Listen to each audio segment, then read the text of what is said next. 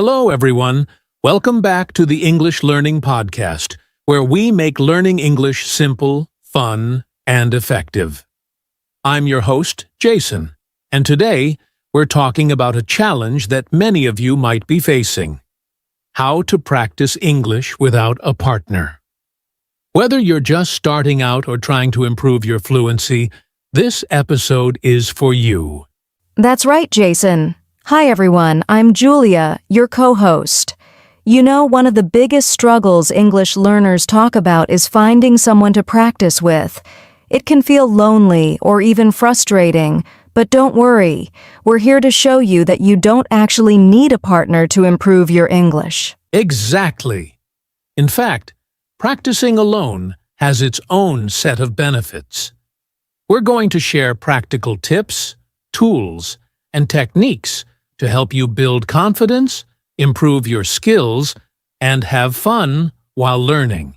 So, stick around till the end. You don't want to miss this. Before we dive in, don't forget to hit the subscribe button if you're new here, and make sure to check out our playlist for more episodes like this. All right, Jason, are you ready to get started? Absolutely, Julia. Let's talk about why practicing English alone is not only possible, but also super effective. Let's get started.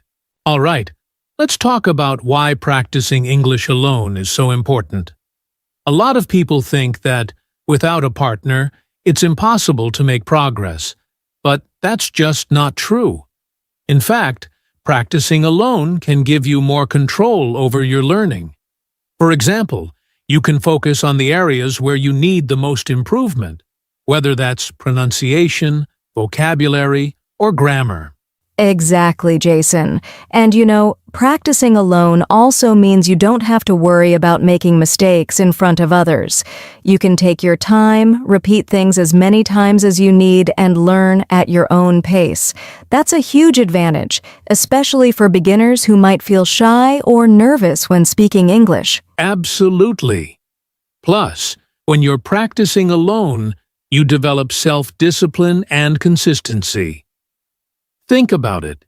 If you can stay motivated and make progress on your own, you're building a skill that will help you not just in English, but in other areas of your life too. That's a great point. And let's not forget that practicing English alone doesn't mean you're entirely isolated. There are so many resources available today, like apps, online videos, and podcasts, like this one. These tools act as your virtual practice partners, so you're never truly alone in your learning journey. Exactly, Julia. And here's another thing. When you practice alone, you can create a routine that fits your lifestyle. Whether it's 10 minutes in the morning or an hour in the evening, you're in charge of your schedule. It's all about making English a natural part of your daily life. Right. And remember, learning a language is like building a muscle. Even small, consistent efforts add up over time. So practicing alone isn't just important, it's actually a key part of becoming fluent. Well said, Julia. So, for everyone listening, don't feel discouraged if you don't have a partner to practice with.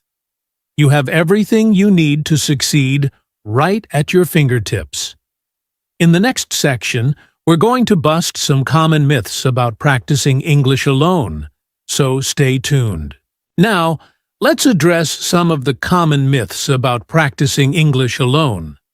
There are so many misconceptions out there that stop people from making progress. One of the biggest myths is, you can't improve your speaking skills without a partner. Julia, have you heard this one before? All the time, Jason. But here's the truth. While speaking with a partner can be helpful, it's not the only way to improve your speaking skills. There are so many techniques, like shadowing, where you listen to a native speaker and repeat what they say. It's almost like having a conversation, but you're practicing solo. That's such a good point, Julia. Another myth I hear a lot is, practicing alone isn't effective because there's no one to correct your mistakes. What do you think about that one? I get why people might feel that way, but it's not entirely true. While it's nice to have someone correct you, there are tools that can help. For example, apps like Grammarly or even voice recognition features on your phone can help you catch mistakes. And let's not forget, self-correction is a skill you can develop. The more you listen to yourself and compare it to native speakers, the better you'll get. Exactly, Julia. And here's another myth that holds people back. Learning alone is boring or lonely. Now, I'll admit, practicing by yourself can feel a little monotonous sometimes, but there are ways to make it fun. What do you think, Julia? Oh, definitely. You can turn your learning into a game. Use apps with gamified features, watch movies or TV shows in English, or even sing along to your favorite English songs. The key is to mix things up and find what excites you. Learning doesn't have to be boring at all. Absolutely. And here's one final myth. You need to spend hours every day to see results. This one really discourages people, but it's so far from the truth. Even short focused sessions of 10 to 15 minutes a day can make a big difference. It's all about consistency, not the length of time. That's such an important point, Jason. It's better to practice a little every day than to overwhelm yourself with long sessions once a week. Remember, listeners, don't let these myths hold you back. Practicing alone is not only possible, but also incredibly effective when done the right way. Exactly. And now that we've cleared up these misconceptions, it's time to get into the good stuff. Practical tips for practicing English alone. Let's dive into that next. All right, now it's time for the practical part of today's podcast. Let's dive into some effective tips that you can start using today to practice English alone. Julia, what's the first tip you'd recommend? My first tip is to talk to yourself in English. This might sound a little funny, but it's incredibly helpful. You can narrate your day, describe what you're doing, or even have imaginary conversations. It's a great way to practice forming sentences and thinking in English. That's a fantastic tip, Julia. Talking to yourself helps you get comfortable using the language, even if no one else is around. Another great tip is shadowing. This involves listening to a native speaker, maybe in a podcast or a movie, and repeating exactly what they say, trying to match their pronunciation, rhythm, and tone. Yes, shadowing is such a powerful technique, and it's not just for pronunciation. It helps you get used to natural sentence structures and expressions. My next tip is to use recording. Record yourself speaking English, whether it's reading a paragraph or talking about your day. Then listen to the recording and identify areas you can improve. It's like being your own teacher. I love that one, Julia. And here's another tip. Read aloud. Grab an article, a book, or even a recipe, and read it out loud. This helps you work on your pronunciation, pacing, and intonation. Plus, it builds your confidence in speaking English. Absolutely. And don't forget about using technology. There are so many apps and tools out there. For example, you can use language learning apps like Duolingo or Babbel, or voice recognition features like those in Google Translate to check your pronunciation. That's a great suggestion. And speaking of technology, another tip is to immerse yourself in English media. Watch English movies, listen to podcasts, or read blogs and articles in English. The key is to surround yourself with the language so it becomes a natural part of your daily routine. Yes, immersion is so important. And here's a fun one. Use music. Sing along to your favorite English songs. It's a great way to practice pronunciation and rhythm, and it doesn't even feel like studying. Great point, Julia. And for learners who like structure, creating a practice schedule can help. Set aside specific times each day to focus on different skills: speaking, listening, reading, or writing. Consistency is key. Exactly. And don't forget to set goals. For example, aim to learn 5 new words a day or record yourself speaking for 3 minutes every morning. Having clear, achievable goals keeps you motivated and on track. Those are all fantastic tips, Julia. So, for our listeners, remember that practicing English alone doesn't have to be overwhelming or boring. With these tips, you can make steady progress and enjoy the journey. In our next section, we'll wrap up with some final thoughts and encouragement. Stay with us. Now, let's talk about how you can incorporate listening and speaking exercises into your practice routine. These 2 skills are the foundation of good communication, and the best part is, you don't need a partner to work on them. Julia, why don't you start us off with a listening exercise? Sure, Jason. One of my favorite exercises is active listening. This means listening to something in English, like a podcast, audiobook, or a YouTube video, and really focusing on the details. For example, try to catch key words, phrases, or even the speaker's tone. After listening, challenge yourself by summarizing what you heard in your own words. It's a great way to test your comprehension. That's such a good exercise. And to add to that, you can use dictation exercises. Listen to a short audio clip and try writing down what you hear. Then, compare your notes with the original script or subtitles to see how accurate you were. This helps with both listening and spelling. Exactly. And for speaking, a great exercise is role-playing. Pick a situation, like ordering food at a restaurant or introducing yourself at a meeting. Then practice speaking as if you're in that situation. You can even write down a script beforehand and use it as a guide. Role-playing is a fantastic idea. Another speaking exercise I recommend is imitation practice. Choose a short video or audio clip featuring a native speaker. Play a sentence, pause, and then repeat it, trying to match the pronunciation, intonation, and rhythm. This helps you sound more natural. Yes, Jason. I also love the question and answer method. Write down a few questions in English and answer them out loud. For example, what's your favorite hobby? Or what did you do yesterday? This forces you to think in English and practice forming sentences on the spot. That's such a practical exercise. And here's another one.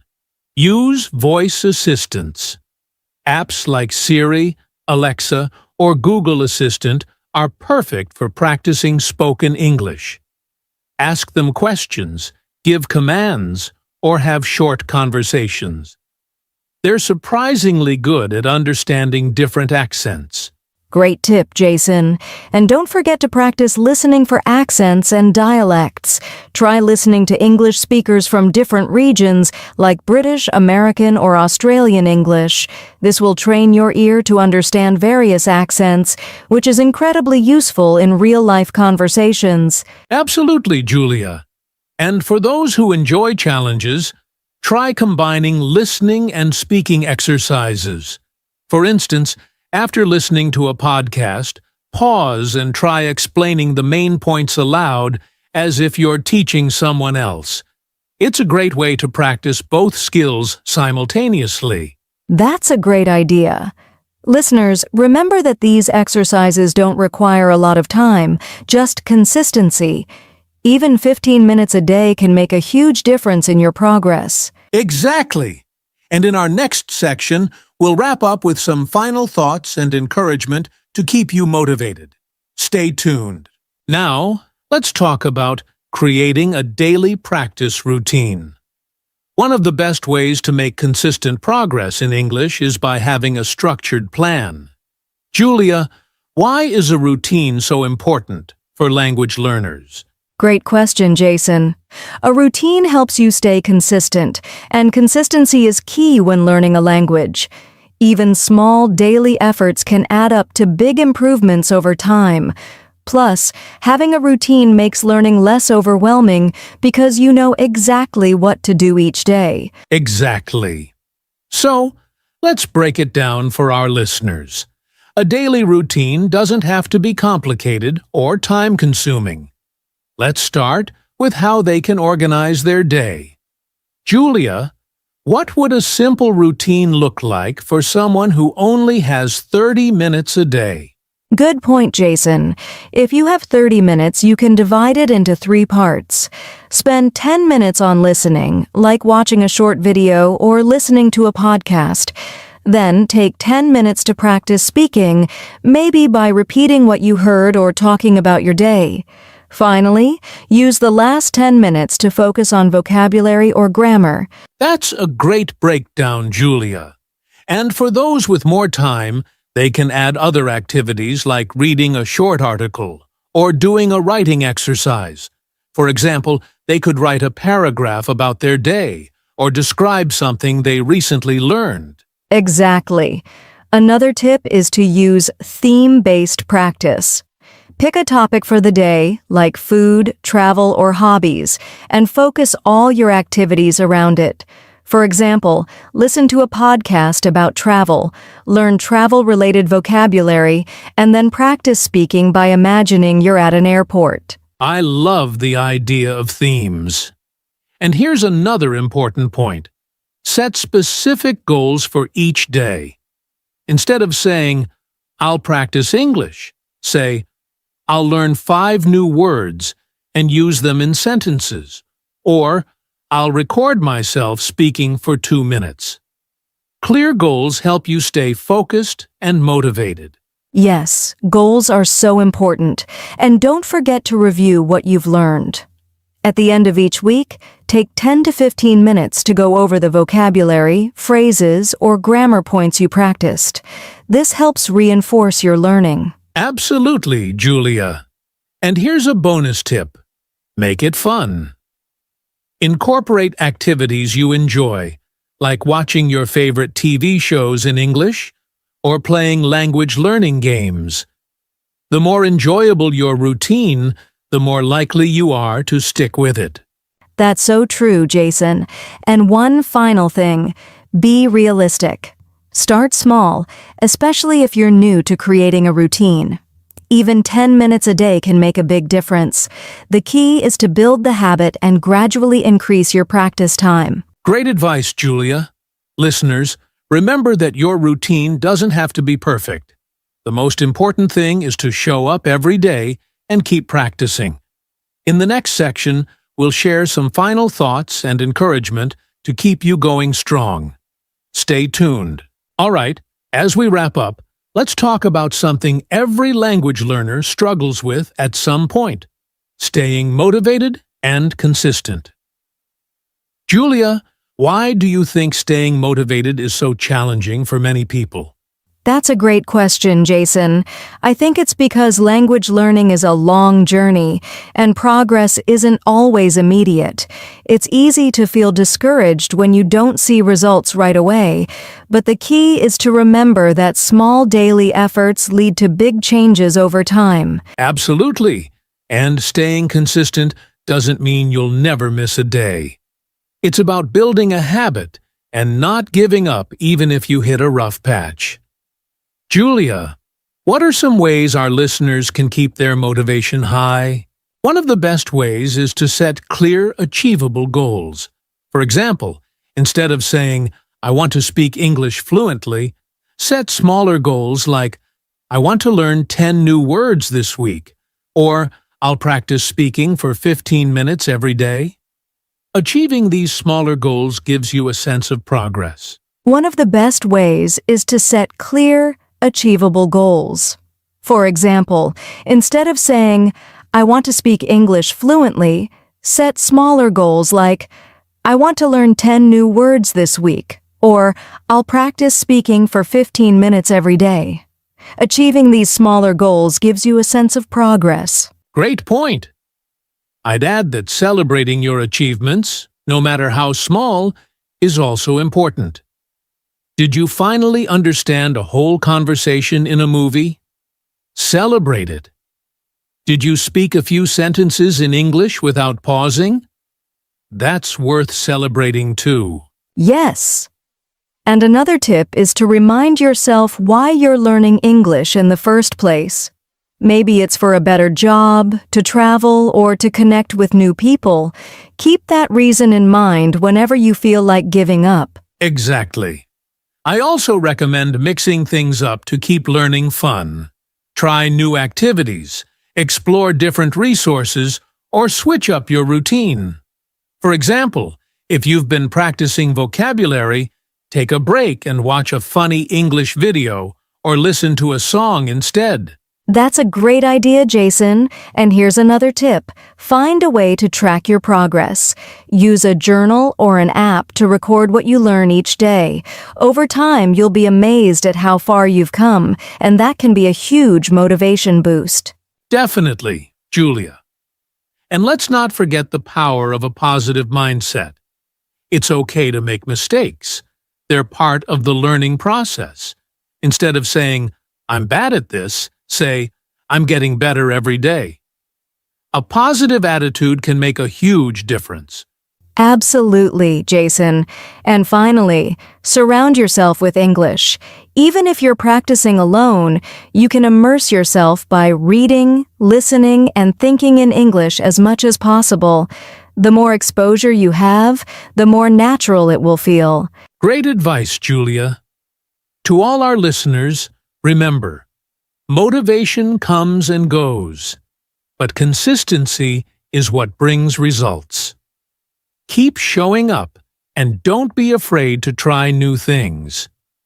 You've got this. Exactly. And we're here to support you every step of the way. Thanks for listening, everyone, and we hope you found today's tips helpful. See you in the next episode. Until then, happy learning and stay consistent. Bye for now.